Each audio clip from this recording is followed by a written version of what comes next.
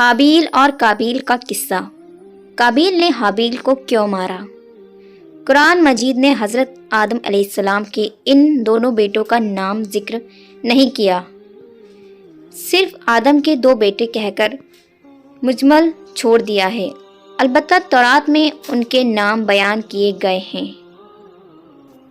کچھ روایتوں میں ان دونوں بھائیوں میں اپنی شادیوں سے متعلق زبردست اختلاف کا ذکر کیا گیا ہے۔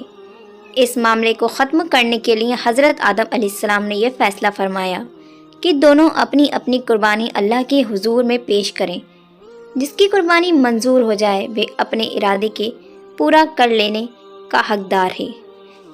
کابیل اور حابیل کی نذر، جیسا کہ تورات سے معلوم ہوتا ہے، اس زمانے میں قربانی کے قبول ہونے کا یہ الہامی طریقہ تھا کہ نذر و قربانی کی چیز کسی بلند جگہ پر رکھ دی جاتی اور آسمان سے آگ ظاہر ہو کر اس کو جلا دیتی تھی۔ اس قانون کے مطابق حابیل نے اپنے ریوڑ میں سے ایک بہترین دمبا اللہ کو نذر کیا اور کابیل نے اپنی کھیتی کے گلے میں سے ردی قسم کا گلہ قربانی کے لیے پیش کیا۔ دونوں کی اچھی اور بری نیتوں کا اندازہ اسی عمل سے ہو گیا، اس لیے دستور کے مطابق آگ نے آ کر حابیل کی نذر کو جلا دیا اور اس طرح قربانی قبول ہونے کا شرف اس کے حصے میں آیا۔ کابیل اپنی اس توہین کو کسی طرح برداشت نہ کر سکا اور اس نے غیظ و غضب میں آ کر حابیل سے کہا کہ میں تجھ کو قتل کیے بغیر نہ چھوڑوں گا تاکہ تو اپنی مراد کو نہ پہنچ سکے۔ حابیل نے جواب دیا، میں تو کسی طرح تجھ پر ہاتھ نہ اٹھاؤں گا، باقی تیری جو مرضی آئے۔ وہ کہہ کر رہا، قربانی کا معاملہ تو اللہ کے یہاں نیک نیت ہی کی نذر قبول ہو سکتی ہے، وہاں بندہ نیت کی نہ دھمکی کام آ سکتی ہے اور نہ بے وجہ غم و غصہ۔ اور اس پر کابیل نے غصے سے بہت زیادہ بھڑک کر اپنے بھائی حابیل کو مار ڈالا۔ قرآن پاک میں نہ شادی کے متعلق اختلاف کا ذکر ہے اور نہ ان دونوں کے ناموں کا ذکر ہے، صرف قربانی نذر کا ذکر ہے، اور اس روایت سے زیادہ حابیل کی لاش کے دفن سے متعلق یہ اضافہ ہے۔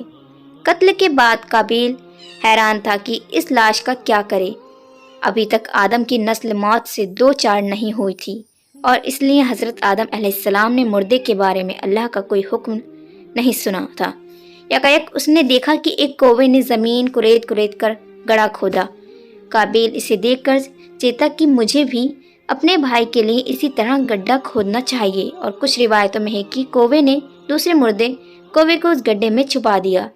کابیل نے یہ دیکھا تو اپنی ناکاری زندگی پر بے حد افسوس کیا اور کہنے لگا کہ میں اس جانور سے بھی گیا گزرا ہوں، گیا کہ اپنے اس جرم کو چھپانے کی بھی اہمیت نہیں رکھتا۔ شرمندگی اور افسوس سے سر جھکا لیا اور پھر اسی طرح اپنے بھائی کی لاش کو مٹی کے حوالے کر دیا۔ اس واقعے کے بیان کے بعد قرآن پاک میں آتا ہے کہ اسی وجہ سے لکھا ہم نے بنی اسرائیل پر کہ جو کوئی قتل کرے ایک جان کو بلا وجہ جان کے یا فساد کرنے کی غرض سے، تو گویا اس نے قتل کر ڈالا ان سب لوگوں کو، اور جس نے زندہ رکھا ایک جان کو تو گویا زندہ کر دیا سب لوگوں کو۔ سورہ مائدہ۔